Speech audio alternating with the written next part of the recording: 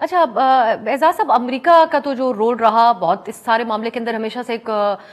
Controversial रहा, लेकिन अब जो बयान जिस तरह आपने भी जिक्र किया, उनकी तरफ से वजाहत की जा रही है अमेरिका की तरफ से कि हम इस किस्म की अगर ईरान पे हमला किया जाता है इसराइल की तरफ से तो उसमें शामिल नहीं होंगे। इसकी वजूहात क्या सिर्फ वो बैकलैश है जिसपे आपने जिक्र किया कि एक बार वीटो भी नहीं किया अमेरिका की तरफ से इस करारदाद को, लेकिन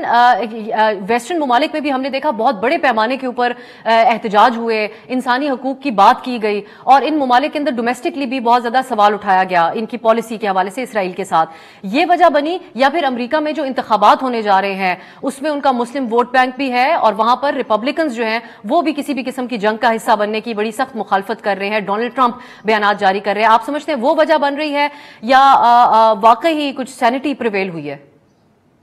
देखिए, अमेरिका में कुछ मामलात के ऊपर बैनुल पार्टीज वो है इत्तेफाक राय है, यानी बाई पार्टीजन कंसेंसस जिसे कहते हैं, डेमोक्रेट्स और रिपब्लिकन्स।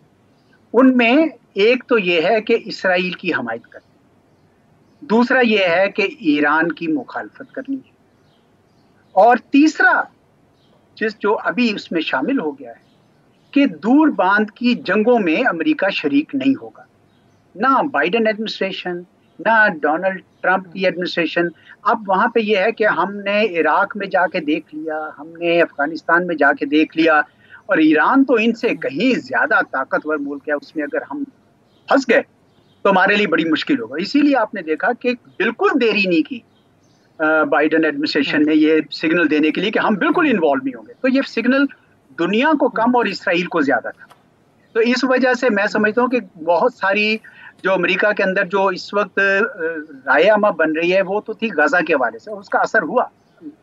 इसराइल पर थोड़ा सा दबाव पड़ा। लेकिन असल वजह यह है कि अमेरिका अब दूर की जंगों में शामिल नहीं होना चाहता, और वो बिल्कुल ये वाजे कर देना चाहता है कि ये मामला जो है आगे नहीं बढ़ना चाहिए।